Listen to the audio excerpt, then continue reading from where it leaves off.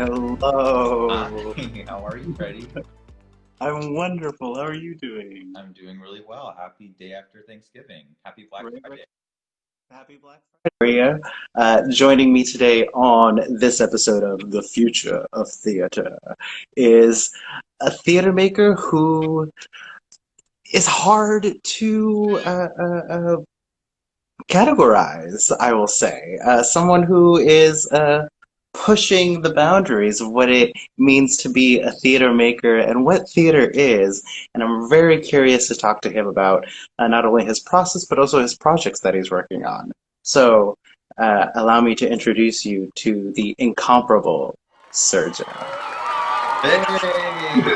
Wow, the applause is too much. I Oh my forgot. I goodness. forgot with the applause. It's really I'll add applause in it's post. overwhelming. It's overwhelming. All these people, there's flowers being thrown, but you can't see it. But I had a full, everyone is social distance. There's a full audience just like waiting on the side just so they can respond to everything that I say on here. Just wait. I am using this show. One of the ways I'm using this show is to practice my graphic skills. So Oh, I'm gonna have to. I'm gonna find some bouquets or something. okay, great. Yeah, just toss them in. Know how you see yourself as a theater maker. How would you describe what you do? Because I will say it is unique. Yeah. Uh, Go for it. Yeah, so I would say, I mean, I went to school for theater direction, and I for the longest time I considered myself a theater director, and then I started realizing that just being a theater director felt very limiting to me, just in terms of the breadth of of creative industries. So now I refer to myself as a creative slash director. So I work in multiple capacities, both as a director for theater, live performance, drag performance, music videos, film, digital series. But then I also consider myself a creative in the sense that I can, work with projects or work with companies to develop creative ideas for them. I do quite a bit of ideation, so I just like sit down with a company or a firm and come up with creative ideas for them. But really utilizing a lot of the tactics that we use as theater directors, but I found a way to make it a little more encompassing of all the things that I'm interested in. Yeah. So Beautiful. when was like the shift for you when it sort of became a little bit more than just a theater director?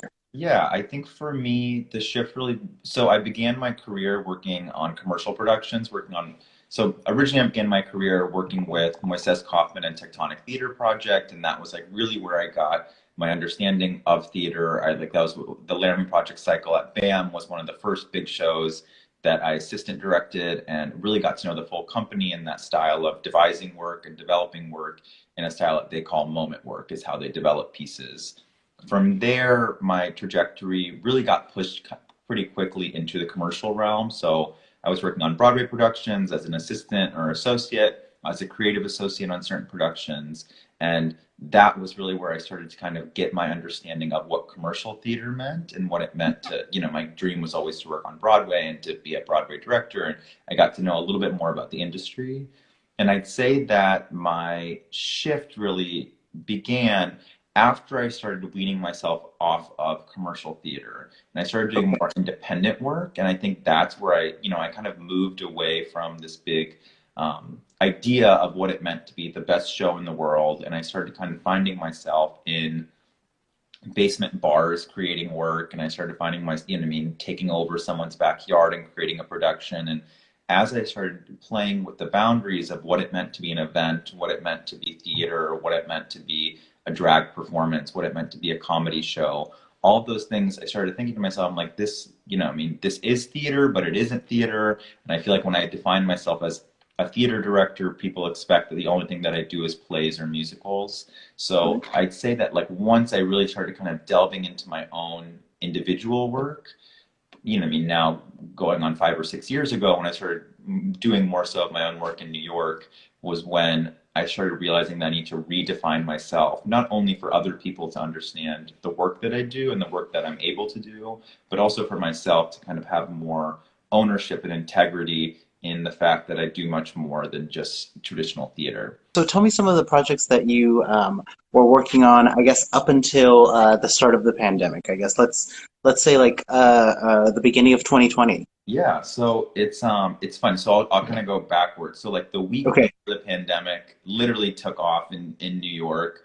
On March 5th and 6th, I was directing a show called Nubia, and Nubia is an all-black drag spectacular created by some of the top black drag queens that we know in the industry. So it's Bibi Zahara Benet, Bob the Drag Queen, Shea Coulee, Monique Hart, Peppermint. The Vixen was in our Brooklyn engagement, and it was really, a whirlwind opportunity where we were putting on this show in an old voguing house. It's really felt like a concert world tour. There's a ton of video projection work. We have two really creative directors that are working with us, Dan Pollock and Randall Starr. We're working on creating these really incredible, pieces, and it was like a full audio visual experience. So that was the project that I was working on, like literally days before the pandemic Okay. took off, and we were supposed to be coming to LA and then going on tour. And obviously, that project, because of the pandemic, is, we've taken a detour to getting to our next step. But it's really also given us time in this past year to really go back and develop and think about what the show wants to be. And with that time and also space to really consider what we want to do with this show and how we want to develop it. That was the most recent thing. Before that, I've been working as the director and developer of a production called Latin XOXO, and that is with a Venezuelan performance artist named Miguel Angelo, and it is essentially like what we call it is a concert experience, but it's a one-man show. It's Miguel and a band, and essentially he walks through his history and his severed relationship with his father, and we do it in a very theatrical, queer, drag performance style. And it had started we had begun developing the show at Joe's Pub at the Public Theater, where we've developed it over the course of 2 or 3 years. And we had plans to perform. We were supposed to perform at Mass Mocha and Lincoln Center and, Wow. ART, all of these really incredible theaters across the country, as a bit of as a tour coming up. And that also has been derailed, but, we'll come back to it once the time comes. I Mhm. was working on those two projects. I have been working on a show for a while with a really incredible queer comedian named Joe Castlebaker.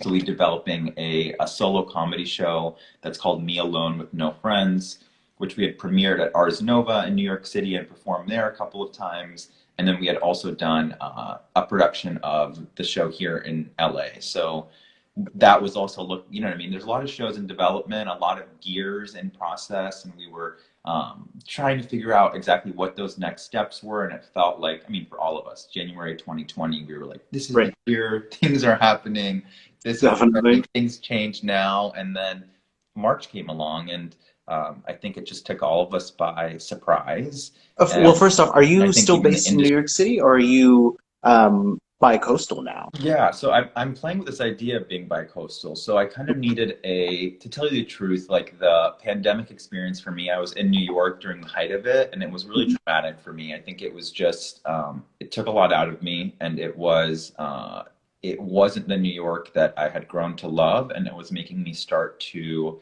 in a weird way, distrust New York and distrust Yeah. this energy that I had fallen so in love with, and that I'd spent 8 years of my life developing. And what I realized was, for me, I just needed to spend winter in a different environment and just, kind of allow myself that space to come back to New York and, rekindle this relationship, rekindle these Right. flames. So I'm here in LA right now. I've been working on a few projects. I've always been toying with this idea of being bi-coastal and like having the opportunity to jump between coasts, depending on, what the project is and, what the Right. time is and what I want to get involved in. So I've been out here for about 6 weeks now, and yeah, it's a very different opportunity. I have to say the sunlight is incredibly effective for seasonal depression. So if anyone Definitely. feels like they need step outside, get some sun, it really does wonders for the mind, body, soul. Um, but yeah, so Definitely. that's where I am right now, and we'll see when I get back to New York, but probably within the next few months. Yeah, and I will say that one of the things that I was also experiencing at the start of the pandemic, that I feel like is has been lost a little bit is the effects that are like PTSD that are happening to the people sort of living through this crisis, living through the pandemic. And I feel like New York was getting a lot of it. Mhm. Uh, so definitely, you know, my heart feels for everyone who was in the center of it. And I feel like theater becomes the therapy for people, a place to sort of take a step back and look at what is happening. And without it right now, I feel like New York especially is lacking its a moment to grieve, I will say. Yes and no. I'd say one thing for me specifically, and this is just me, is like for me, the pandemic. So I'm a refugee. I'm a refugee from Sarajevo, Bosnia. My family survived the genocide. We moved to the United States, and I came over when I was very young, so I have very little, memories of what that experience was. But what I realized in the pandemic is when we were on lockdown and when there were sirens, every 15 seconds, and when we were experiencing what it felt like to be in a wartime environment, I was having, like you said, these PTSD kind of effects come up within me where I was feeling really anxious. And I think it's kind of this inherent trauma that has, built itself into my genetic material that maybe I'm not aware of. And it's interesting because just having conversations with my family, when the siege on Sarajevo was happening, that was like 4 years where people were, you know what I mean, in their houses under lockdown. Like it was a very similar experience for my father stayed behind. So it was a very similar experience for my father and so many people that stayed behind in Bosnia. And I think for me, that really was kind of the impetus in a couple, it was an impetus in the sense that it made me want to create. It made it like it Yeah. set something up inside of me where I was like feeling all of these really kind of um, tricky feelings that I'd never felt before, and it made me want to kind of explore them and dig deeper in them. And then at the same Mm-hmm. time, though, it made me want to pull back, and it made me just want to remove myself from being creative and remove myself from wanting to do anything that was generative, that I was creating work. It made me want to kind of just like sit back and remove myself from the situation. So I was having this really strange back and forth where I felt motivated is the wrong word, but I felt impassioned by what was happening and what I was feeling. But at the same time, I felt this like pull to just like recede and take care of myself and take care of my mental health. So that Yeah. was, I think a lot of us can empathize with that or have gone through something different within this pandemic or somewhere else. Yeah. Has your relationship to your art changed? Very much so. Yeah. So my grandma passed after a battle with COVID this summer, and I think one thing for me that really just lit a fire under my ass is, my grandma was 93 years old. She passed in a nursing home in Des Moines, Iowa, as so many other folks Right. with COVID have passed. And I do not wish that experience on anyone. And my heart goes out to anyone who has a family member or a loved one who has had COVID or had to struggle with COVID, been in and out of the hospital, whatever it may be. But for me, I really had this moment where I thought about my grandmother passing, and for the longest time as a director, I've always felt like my work is in service of the script that I'm handed, of the project that's given to me, to present that work in the best way possible, to make sure that that work is clear, to hopefully, put some of myself and my identity in these projects and do work that I'm passionate about and that connects to me and the stories that I want to tell. But something about my grandmother passing really gave me this newfound assurance that I think it's time for me to start committing more so to my voice, to my identity, to my story, and presenting it. Because I thought back and I'm like, if no one is going to tell my grandmother's, I'm the only person left to tell my grandmother's story, to tell the story of Bosnian refugees in Des Moines, Iowa, to tell the story of so many immigration stories that we have, and so many refugee stories that have come across our paths in the United States. So it really just like something in me set off this summer where I have been so focused on myself and like my personal identity and my personal relationship to the world and to the people around me.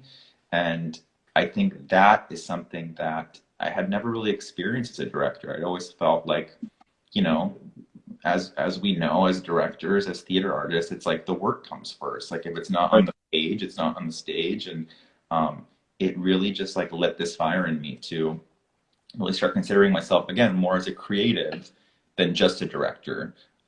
And that was like a really When interesting we all shift go for back me. to theater making, along with the projects that you already mentioned, Yeah. what works are you hungry to be tackling? Yeah, a number of works. I think that what we've seen in the midst of this pandemic is that we are in the midst of this for hundreds of years. Our country has been in the midst of systemic racism, and I think that it's reared its ugly head.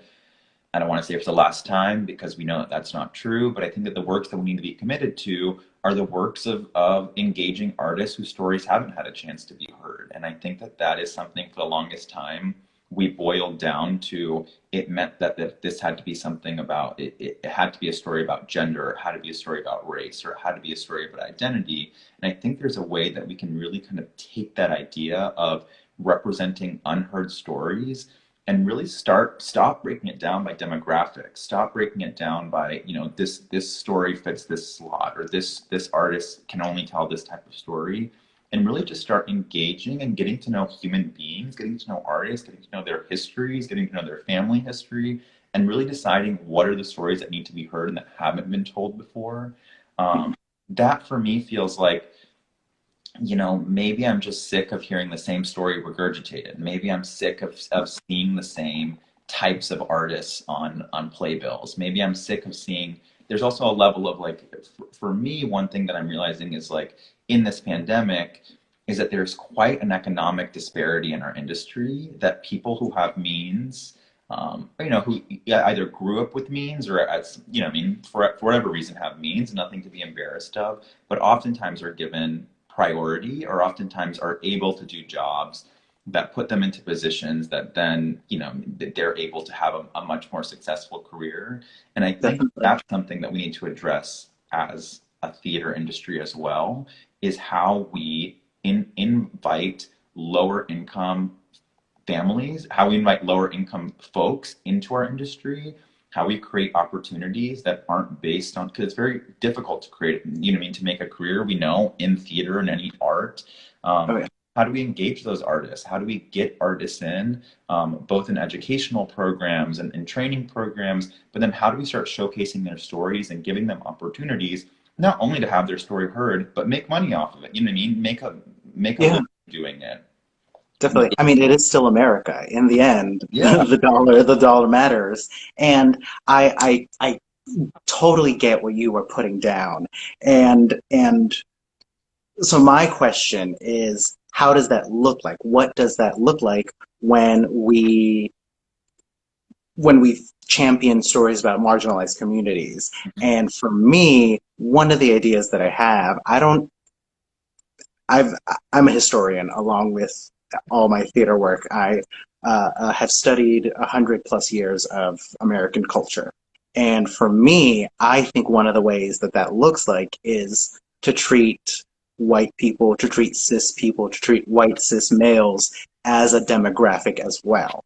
Mhm. That for me is what equality looks like. All right, if everyone else is a demographic, we have to start treating white people as not the the I don't know, point A. You know, that can't be the default. If that for me, I feel like is the easiest way to make that happen. Is it the best way? I don't know, but I think we have to start trying things. I Yeah. think we need to start figuring things out, and if nothing else, now is the time. Yeah, and I don't, Um, I mean, I think at the end of the day, what we saw in the, you know, what we're seeing so much of the time is that younger generations are often, you know, I mean, we hopefully we feel our way ourselves, but I think we need to start focusing on, in addition to representing and encouraging artists of all backgrounds, you know what I mean, to have their voices heard and have their voices represented. I think there's a really strong need to start engaging young artists because I think yeah, that like the younger the artist that you bring in, the more nuance that you can create a story that will then engage not their demographic, that will engage their generation. That like Mhm. I think that if we're creating work constantly with our eye on what is the generation that's underneath that generation, or how do we get 15, 16, 17, 18-year olds into the theater? How do we get 21 to 24-year-olds in the theater? I feel like we're so conscious on this age group, which is because we're a capitalist, you know what I mean, environment, where like we're conscious on 60 plus because they're the people that buy Broadway tickets. They're the people that dictate taste. 99% of the time they're white, 99% of the time they're wealthy. And that's, you know what I mean, that's how theatrical taste gets dictated.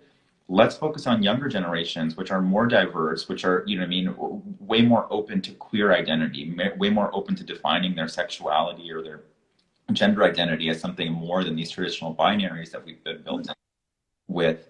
Let's start just engaging and creating work for younger and younger audiences. And I think that really has the opportunity to refresh our industry, start presenting new work. It's what happens in the music industry. I mean, you look and you see Billie Eilish and you see Taylor Swift and you see Lorde and you see, you know, I'm naming names off the top of my head, but you see these young artists that are, you know, really generating a buzz, that are having, you know what I mean, not only generating a buzz, but are generating a culture, generating interest, generating Yes. excitement around their artistry. And for some reason in theater, we think that, you know what I mean, those people are not the people that we need to put our focus or our money towards. We need to put our focus and our money towards people who are 50, 60, 70 plus. Um, Well, I can tell you, like, as a as historian who historian, also worked as a fundraiser, going after those people that we usually do, that's the easy route. yep, Going after the people with the money, going after not expanding the table, that is a branch of white supremacy. That is what white supremacy looks like in practice. yes. It is laziness. It's laziness. It really is. I mean, it Yeah. totally is because it's easier. It's always easy to take the conventional route that people have taken before that you've seen has success. Like we're an industry of risk mitigation. Like it's much riskier to Yes. do something exciting and creative and focus on a, you know, I mean, a different audience and focus on something that no one's ever done before. That's much more difficult and that's much more risky. So let's do the traditional thing of you know what I mean, spending hundreds of thousands of dollars on mailers that go out to Broadway audiences that we know, you know, let's kill the environment while we're doing it too. I just think Yep. that I really think theater is like such a flawed industry that is I know that it's having a reckoning right now around so many issues, but I think there is this like for me it's really like an audience reckoning because I just think for as long as I can imagine, as long as I've been in New York, theater has been built for 60 plus white suburban audiences who are going to buy tickets, who like that is in their income bracket. Um, and I think it's time that we start figuring out the questions around that. But how do we engage new audiences? How do we engage different audiences? How do we engage diverse audiences that are coming into the theater and seeing themselves represented on stage?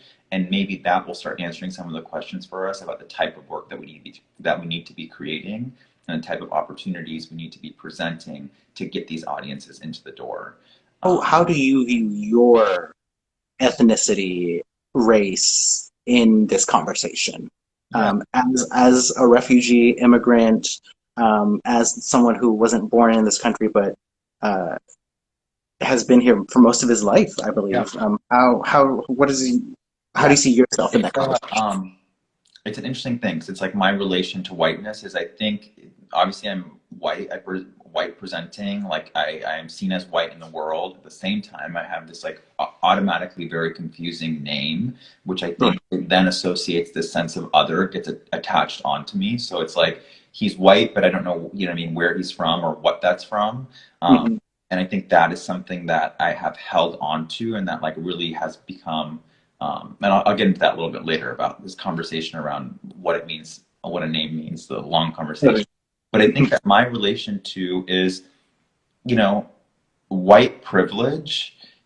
It really doesn't matter what your, unfortunately, it doesn't matter. It's the way that you're presented. It's the way that other people see you. So if you are white passing and people see you as white and you assume this white privilege, then you have that. And you know what I mean? I have white privilege because that is the way that I've moved through the world. And the privileges that I've received are because of that.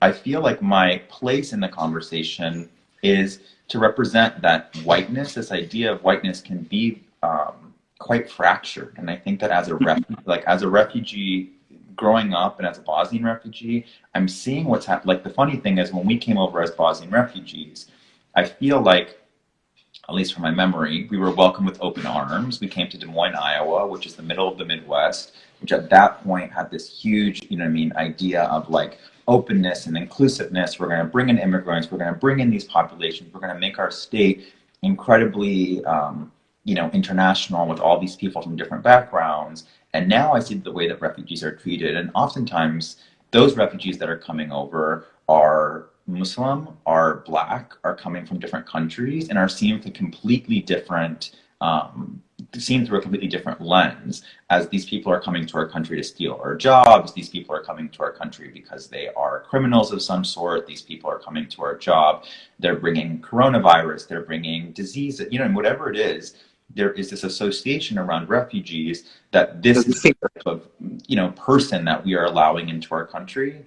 And I think it's what I see as a part of my journey and as a part of my mission is to show people that like the same refugee that the same refugee, the same identity that you like to hold on to as a testament to like how great is this country, that this person who came from this war-torn background is now doing these things, is the same respect and care that has to be given to a newlywed mother who's making her way, across the country, or the same care that needs to be given to an elderly person who, if they don't come to the United States, if they're not granted asylum, will die in their country. And I think that so often we're able to see like the pretty shiny idea of this melting pot idea that we were grown up to believe, and then we also see this side of like, but if you look different, or because Donald Trump or a conservative party or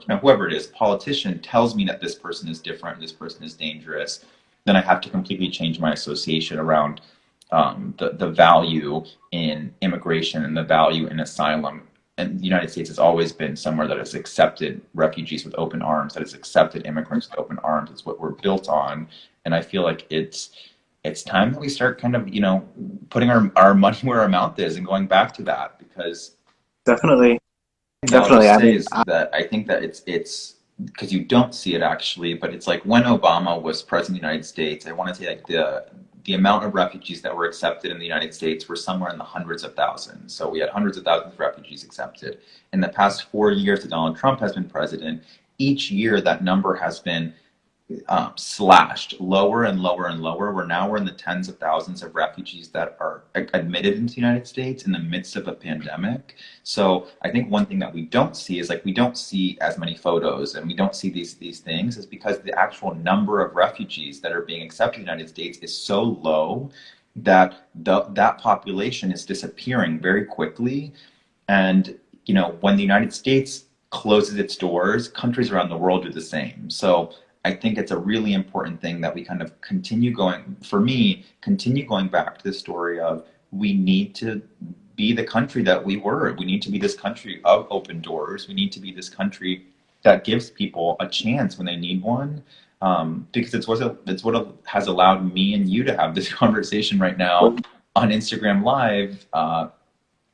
It's something that we can't take for granted, and I just see those rights, hopefully January 20th passes and everything goes according to plan. But even moving forward, we just have to keep advocating for allowing people to come to this country and take asylum and build a life for themselves.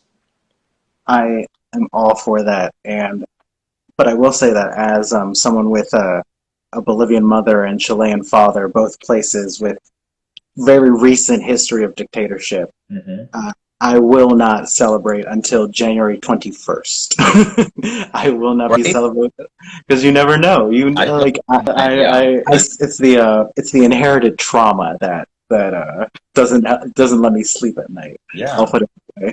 Um, when we get back to things, how are things going to be different? I think that things are going to be different in the sense of I think that artists have stopped taking the bullshit of Mm, producing. Like, I think I saw, I mean, I'm so impressed with the work of the Broadway Advocacy Coalition. Right. And they had a Broadway for Black Lives Matter kind of seminar and, 3-day experience that you could be a part of. But what really stuck out to me is so many Black artists over the years have been um, systemically disenfranchised in their own workplace, and they haven't had the space to speak about it because oftentimes the people in power, whether it's the stage manager, the director, the producers, are wealthy white people who, sign their paycheck. At the end of the day, they can say, if this job is ended, we're going to hire the next person. And I think that because Broadway shut down, and for the longest time, we weren't servants to those paychecks. We weren't trying to make ends meet based on those things. We felt a real responsibility within ourselves to speak up and speak out about the things that we have been witness to or that we have been a part of within the industry. And I think that that will continue. I think that now we have this new accountability. I think you look at the Me Too movement and what that did to the film and television industry. I think that there's a reckoning required. You know what I mean? I think that there's a necessity for a Me Too moment within the theatrical industry as well, because I think a lot of times that right now I'm getting my certification in intimacy direction and learning Nice. about conversations about consent within workplaces. But I think that frequently we think that because we are theater artists and because we wear our heart on our sleeve and because we're doing shows with intimacy or we're doing shows with nudity or we're, around a group of gay men or we're whatever it may be, that we have this freedom to, I mean, it's different than being in a Right. big business. It's, you can say these things, you can make these jokes, you can do these things. And I think that, what was so exciting and impressive to me about the Broadway Advocacy Coalition's message, and not just the Broadway Advocacy Coalition, but so many artists that came and spoke out. Cody Renard as a stage manager. I mean, so many artists and so many different Broadway for Racial Justice and just initiatives that were started of people speaking their truth. I think that that's something that no longer can we be silenced, and no longer do we have to be afraid of sharing our stories for saying you're going to be fired or someone else can take that position if you don't want it. And I think that is really going to shift the way that producers and artistic leadership have to lead. And I Yeah. think that the consistent, we see like the We See You White American Theater, I think that initiative, also the consistent pressure, the continued pressure on on artistic institutions to uphold their promises, or at least respond to the demands that need to be met, or at least respond to the questions that are being asked. I think that now we have a new tool that we can ask for that accountability publicly through social media, through our own resources, through our communities, and no longer just be, something that's an email that's forgotten or an email that's pushed to the side. I think that is something that gives me a lot of reassurance that we're going to be able to make it through the other side and that we're going to continue the progress that we've made in the past 8 months, that we can continue that progress, for the next 80 years, 800 years, however Right. Right. it goes. But I think it's necessary. Something that happens in the corporate field is a cult of secrecy, and I feel that in the theater world we have that, but there are also sort of whisper campaigns. You hear open secrets Yep. like, oh, this director, you shouldn't be close to them, or this person like that. Like you said, I feel like we are done with the bullshit. Like Yeah, no longer are those people just not going to be held accountable. correct. Um, And I think it's and like their power is diminishing. I think it's like Mhm. the longest time it was like they were able to make these choices because of the power dynamics in play. Because a director, could make or break your job. Because an artistic director could make or break the director's job. Because a choreographer could tell you to do something that you were uncomfortable with, and there's just so many the Getting blacklisted is power a dynamics. huge thing. Yeah. Yeah, power dynamics in theater are just, I mean, that's another thing that you learn so much about within your intimacy direction. In my intimacy direction certification is the way that power dynamics come into play. But I just think that we're breaking those boundaries. I think that the artist has as much power as the director, and I think that everyone deserves to be respected.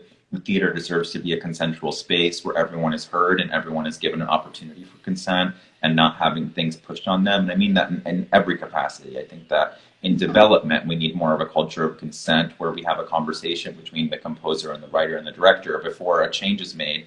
And, I think that there is just opportunity for all of us to join together and to, really push this industry forward by holding ourselves and holding our peers more accountable for their actions so that it's a safe space for everyone involved. Yeah, and I will say that safety is empowering. Safety is something that makes someone feel that they can grow, that they can make mistakes, and figure out things that you want to see on stage. So for me, that's actually like the number one pillar as a historian as to like how to change the culture. You want to change something, make that person, make that group of people feel safe. Yep. And I think right now, safety is going to be a huge focus of the industry.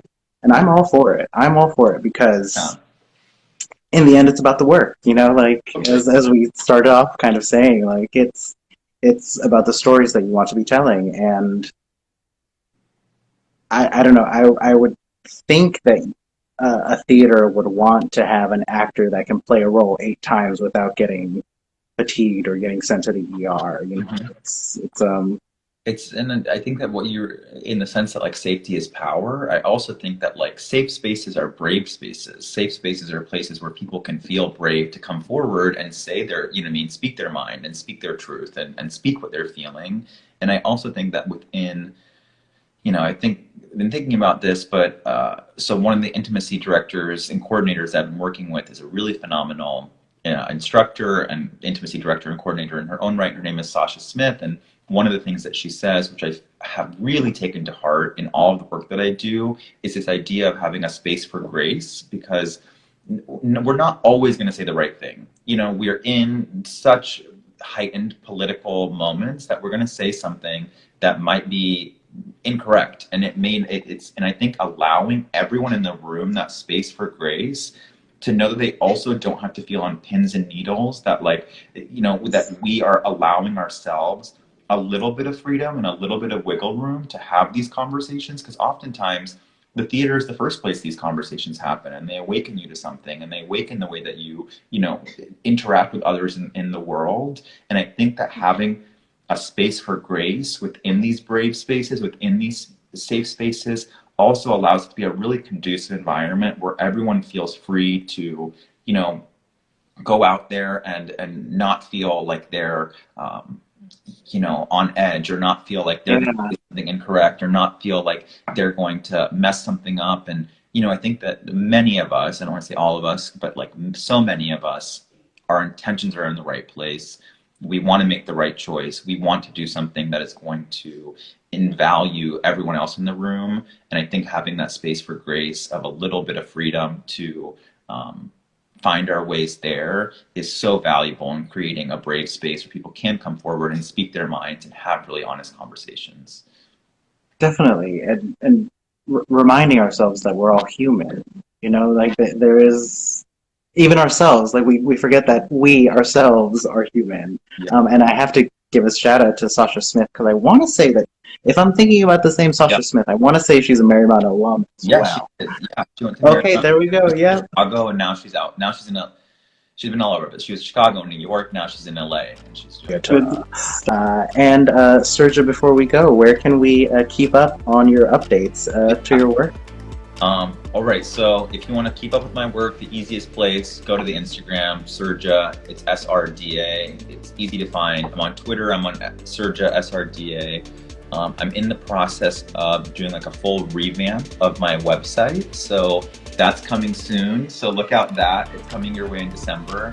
But if you want to find out more information about the projects that I'm working on, or like more specific information, videos, photos, all those things, always go to my website. That's www.sr-da.com. And yeah, Freddie, thank you so much for having me. It was lovely to make your acquaintance this Black Friday. Let's move forward. Let's see where theater goes in this next year. I'm really excited for it. And hopeful. I think that's the biggest thing, is that I'm hopeful that we have the potential to do something much greater than we have. Beautiful. Binge.